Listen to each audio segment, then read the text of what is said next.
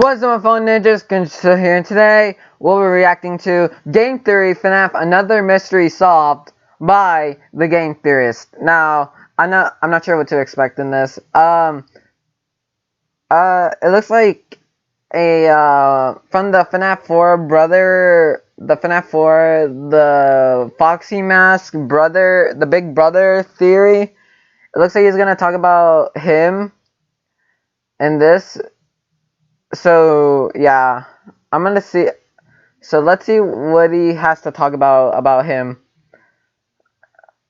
or let's see if he's actually either because I think he is Michael Afton.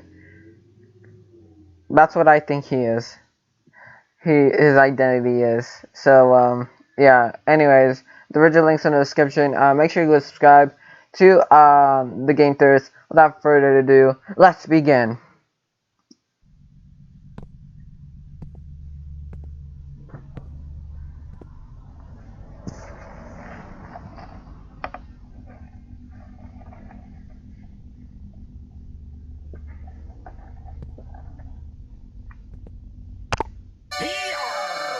You can be a pirate, but first you'll have to lose an eye and an arm. You can be a pirate, to lose an eye and an arm. First, to lose an eye and an arm. Lose an eye, lose an eye, lose an eye, lose an eye. Oh yeah, that's from the books. And an arm. Whoa.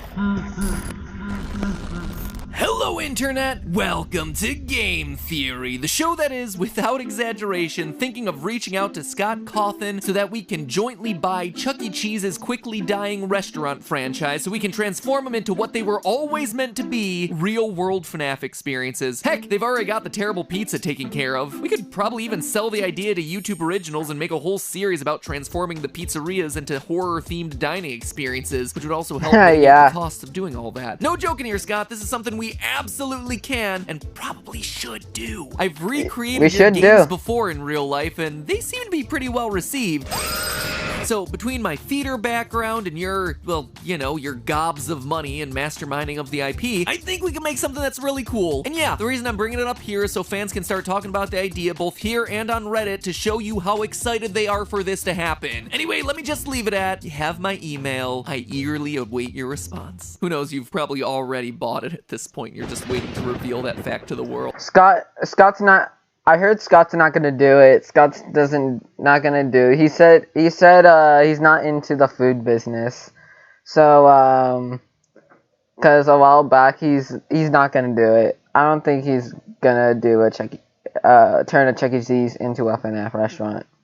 Speaking of Chuck E. Cheese restaurants, the grandpappy of FNAF, I actually have a theory in the works about those pizzerias that any FNAF fan will enjoy. The episode will be going live in the next few weeks on my newest theory channel, Food Theory, which, if you haven't checked out yet, you totally should. Forgot. Link is down in the description. He created a new yes, channel called like Food Theory. No, it's not. We've not only got episodes about Chuck E. Cheese on the way, but also horror episodes like how the ghost of KFC's Colonel Sanders has been cursing people for decades. What? Yes, it is a real thing that we are currently researching. It's the same science, math, and over-research that we do over here, except, you know, on real-life topics. And for anyone who's hesitant to check out a channel about food, we're already winning people over. Like Jack here over on Twitter, who said he started out skeptical, but watched the episodes. Yeah, I can't believe he made a channel about food. That sounds crazy. I already subscribed. Man. Matt Fett, what next? What next is he gonna make? I don't know. There's the game theorist, there's the film theorist, there's the food theorist. What next? I don't know what next he's gonna make. The toy theorist? I don't know. Maybe. I don't know. and immediately got the concept. We've got over 500,000 subscribers in the first 24 hours, and we're getting really close to that million in these first 2 weeks. So please, please, please help us reach that milestone in record time. Show the world how passionate we theorists are by shattering that subscriber record. And hey, FNAF even already has made an appearance on the show. It's in every single intro of Food Theory. So subscribe to Food Theory today to get your daily dose of brain food. In a sucky, no good, awful year, seeing so many people excited about this new channel has really helped us all out. So thank you guys for your support. Thank you for your subscription, and I can't wait to deliver you more. It's been a lot of work, but it's really fun. All right, a new month, a new FNAF book, a new set of lore reveals. Earlier this month, the latest Fazbear Fright book, Step Closer, hit store shelves, and even though it has a super forgettable name, the stories inside of it are epic. Not just because they're some of the most gruesome in the series. I mean, page 1 literally starts with a dream sequence where a kid's eye gets popped by Foxy's hook, but because of the lore drops that are happening in this thing, they are huge. Up until this point, the Fazbear Frights books have given us interesting concepts to chew on, fleshing out the world of FNAF and giving us new insights into events that we already had a pretty good handle on. It's been useful, certainly, but nothing too earth-shattering. Animatronics can have people stuffed inside of them. Confirmed outright in book 1. People can have animatronics stuffed inside of them. Confirmed in book 3. Everything is powered by human agony. The missing children's incident probably happened in 1985. Animatronics can steal identities. Humans can be body swapped with animatronics. Golden Freddy might have multiple souls trapped inside of him. Ghosts might be able to escape from their animatronic prisons to lure more people to them. Like, there has been a lot across all of these stories, hence why I've been covering these books so much. But Step Closer's lore drops are attacking some of the biggest lingering questions still in existence from these games. The ones presented to us by the two most frustrating games in the franchise, FNAF 4 and FNAF 6. Questions that are still hotly debated by the FNAF community. So today we're looking at the first of those debates, the ones related to FNAF 4, and looking at what those answers mean for the rest of the series. Today, we confirm the identity of this guy, the older brother, Okay, here we go. Bro. Real quick though, before we get to the meat of this theory, let's quickly speed our way through probably the least important story of this new trio, the middle one titled Dance With Me. In it, we cover Casey, a young woman who's coming from a tragic childhood. She lives on the street. Yeah, I seen Daka's video of this. It's a good story. I like it. Street picking pockets and nabbing purses. One day, she robs a mother and a young girl outside of Circus Baby's Pizza World, which we're told has itself a big red door. Woo, woo, woo, woo. Potentially important detail alert. Anyway, one of the items that she nabs is a set of cardboard glasses. When Casey puts them on, she sees a hologram of Ballora spinning in the distance. Weirded out by this, she has other people try the glasses on and no one else manages to see Ballora. From that point onward, each time she puts on the glasses, the hologram gets closer and closer, which begins to freak her out to the point of her leaving town and trying to put her life back together in hopes that it gets Ballora to leave her alone. A couple cities and failed jobs later, Casey eventually decides to return the stolen items to the mother and the daughter, hoping that it'll make amends. The family welcomes her in and forgives her, but when the little girl Isabella puts the glasses on, she not only sees Ballora, but she immediately begins dancing. It's a very vague ending because it's unclear whether Ballora, who was one step away from getting Casey, instead nabs the girl because she's the one who puts the glasses on next, and the dancing is the girl becoming possessed, or if it's the girl just excited to be dancing alongside one of her favorite characters, Ballora. Anyway, there's not a whole lot to talk about with this one. The technology is super strange. Freddy's is apparently advanced enough to have holographics that work in cheap cardboard glasses for kids. That would be strange enough, but there's also some extra weirdness that the holograms can interact with the physical world. We see throughout the story that this Ballora hologram kicks up leaves and causes them to swirl around her. To quote from the story, there was Ballora, pirouetting among the colorful fall leaves. As she spun, the bright leaves were sucked into her vortex. For a few seconds, Casey admired the beauty, but then she thought, wait, if Ballora is just a picture, a hologram, then how was she affecting the objects around her? It didn't make sense. Welcome to the world of being a FNAF theorist, Casey. It didn't make sense. Prepare to get that one tattooed on your forehead. But in all seriousness, it does raise a big question. Is she actually a hologram or just invisible and the glasses are somehow revealing her? It's unclear. Today I'm going to be talking a lot about those weird little details that just seem so oddly specific for a book to call out that it feels like the book is trying to tell us something, and this seems like one of them, but while I could spend a lot of time trying to figure it out, to my knowledge, holographic or invisible animatronics haven't really been a thing yet in the franchise, so we'll just have to cross that bridge when it becomes important. Unless, oh damn it might be a phantom animatronic. No, they don't interact with the real world, do they? So, Maybe. let's I don't know. retrace. You started growing your business with Fiverr, but then just stopped when there are still thousands of more services out there to...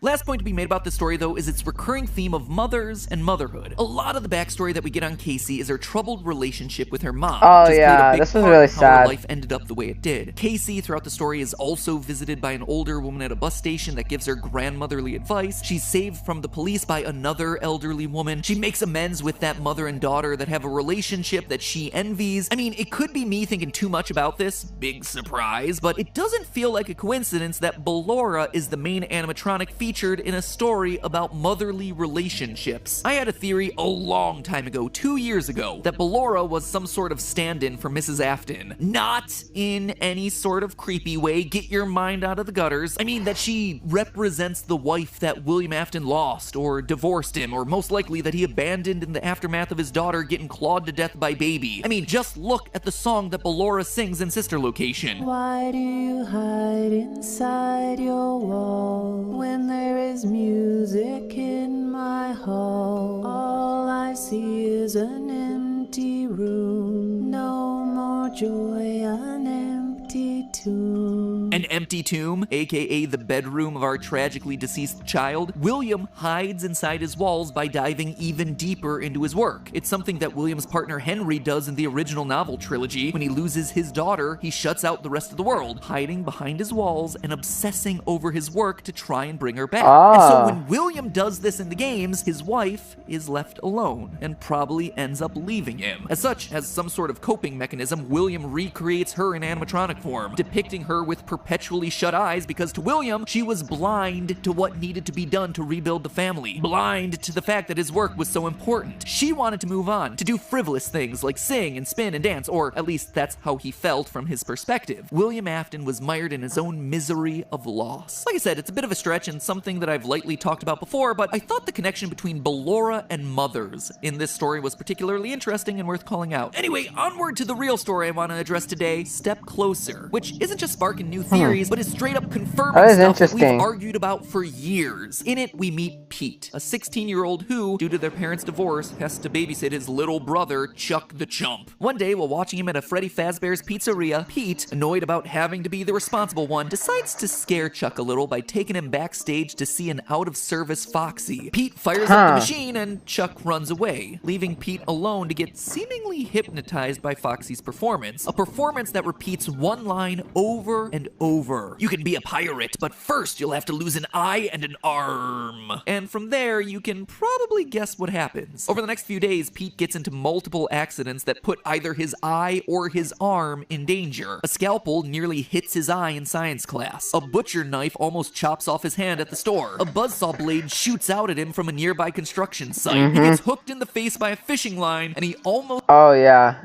yeah. When Daco starts like summarizing the story, I was like, whoa.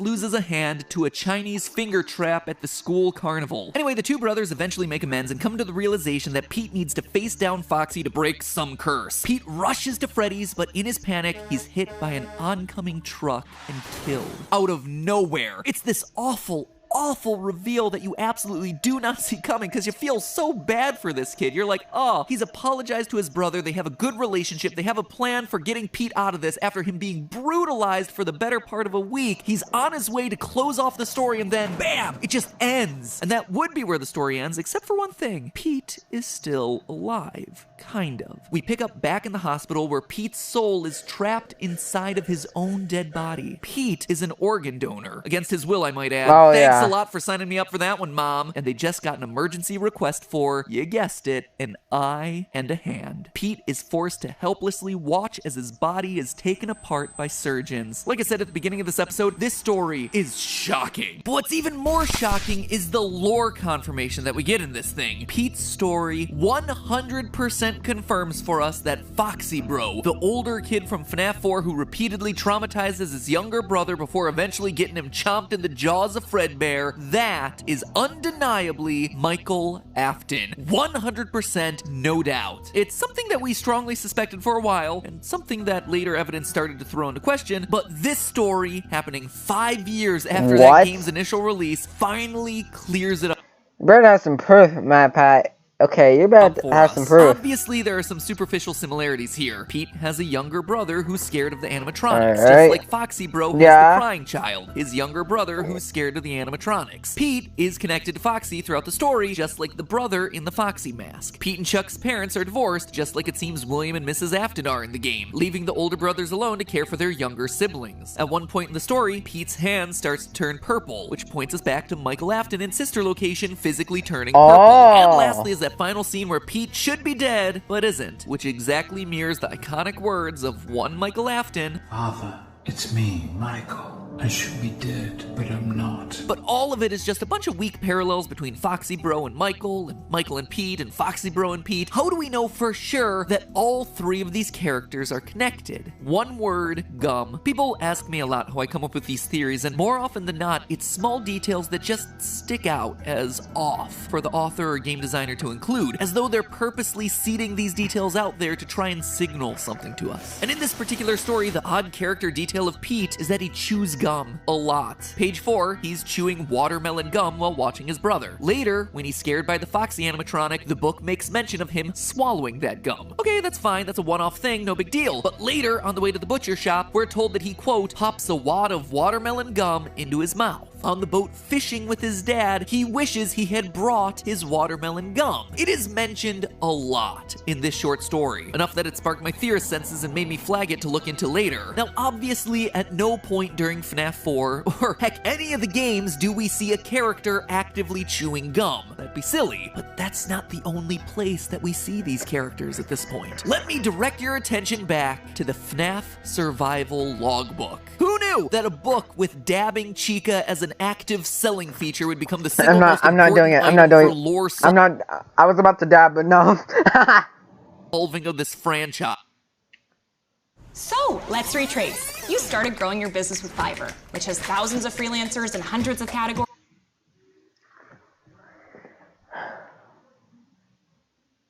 For those of you who don't remember this little gem, it's the logbook, originally owned by Mike, as we see on the title page, that helped us to solve for Cassidy's name. And wouldn't you know it, but today it's also the thing that's gonna now reveal to us Michael Afton's true identity. Page 49, quote, list 10 bad habits you'd like to break. Number 1, chewing gum excessively. I mean, there it is, plain as day. Pete chews gum excessively. Michael Afton chews gum excessively. Pete eventually turns purple and comes back to life after being dead. Michael Afton eventually turns purple and comes to life after being dead. Pete is an older brother who scares his younger sibling using Foxy. Foxy Bro in FNAF 4 is an older brother who scares his younger sibling with Foxy. Pete equals Michael, and Michael equals FNAF 4's Foxy Bro. Done. Confirmed. Okay, I knew that was Foxy, the Foxy mask.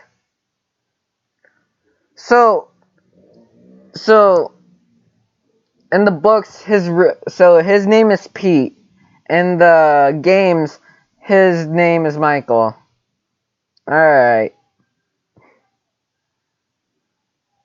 Michael Pete. Okay, I guess. Wow, this is shocking.